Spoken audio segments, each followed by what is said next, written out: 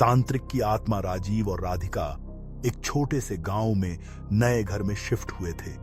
यह घर थोड़ा पुराना था, लेकिन उन दोनों को इसकी खामोशी और शांति बहुत पसंद आई।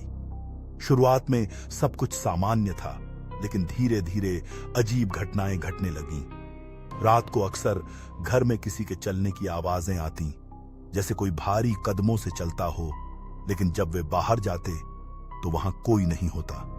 एक रात राधिका को अपने कमरे में एक पुराना किताबों का ढेर मिला, जिसमें एक किताब का नाम था तंत्र और आत्माओं की कैद। जब उसने किताब खोली तो उसमें एक तांत्रिक की कहानी थी, जिसने अपनी आत्मा को छोड़ने के लिए एक खौफनाक तंत्र किया था, लेकिन तंत्र पूरी तरह से सफल नहीं हुआ। तांत्रिक की आत्मा अब उस गांव में बुरी तरह से बंधी हुई थी और वह किसी को भी अपनी चपेट में ले सकता था। राधिका को यह सब पढ़कर घबराहट हुई, लेकिन उसने इसे सिर्फ एक पुरानी कहानी समझकर नजरअंदाज कर दिया। लेकिन फिर एक दिन राजीव ने महसूस किया कि घर में कुछ अजीब हो रहा है। उसने देखा कि घर के कुछ हिस्सों में अजीब सी ठंडी हवाएं चल रही थीं, जैसे कोई सामने से गुजर रहा हो।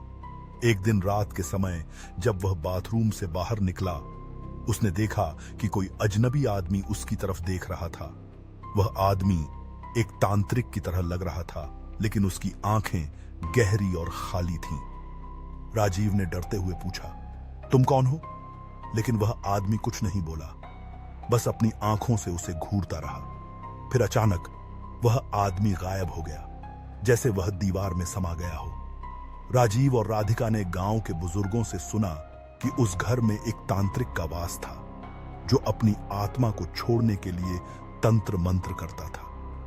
लेकिन उसकी आत्मा तंत्र के प्रभाव से बाहर नहीं आ पाई और वह अब उस घर में फंसी हुई थी।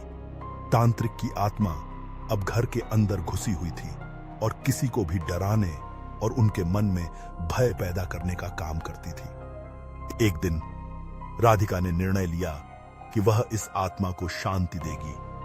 उसने गांव के एक प्रसिद्ध तांत्रिक से मदद मांगी। तांत्रिक ने बताया, यह आत्मा बेहद शक्तिशाली है। इसे केवल उसी तंत्र से शांत किया जा सकता है जो उस तांत्रिक ने खुद किया था। तांत्रिक ने तंत्र पूरा किया और जैसे ही उसने अंतिम मंत्र पढ़ा, घर के भीतर एक खौफनाक आवाज गूंजने लगी। वह तांत्रिक की आत्मा बुरी तरह चिल्लाई, जैसे उसकी आत्मा को किसी ने पकड़ लिया हो। फिर अचानक वह आवाज खामोश हो गई। अगली सुबह राजीव और राधिका ने महसूस किया कि घर की हवा हल्की हो गई थी और कुछ अजीब सा दबाव जो उन्हें रात में महसूस होता था, वह गायब हो गया था। कहा जाता है, अब भी उस घर में रात को किसी तांत्रिक की छाया दिखाई देती है, लेकिन उसकी आत्मा अब शांत है। और जो कोई भी उस घर में जाता है, वह जानता है कि वहां की हवा कभी पूरी तरह से साफ नहीं हो सकती, क्योंकि तांत्रिक की आत्मा अब भी वहां बंधी हुई है।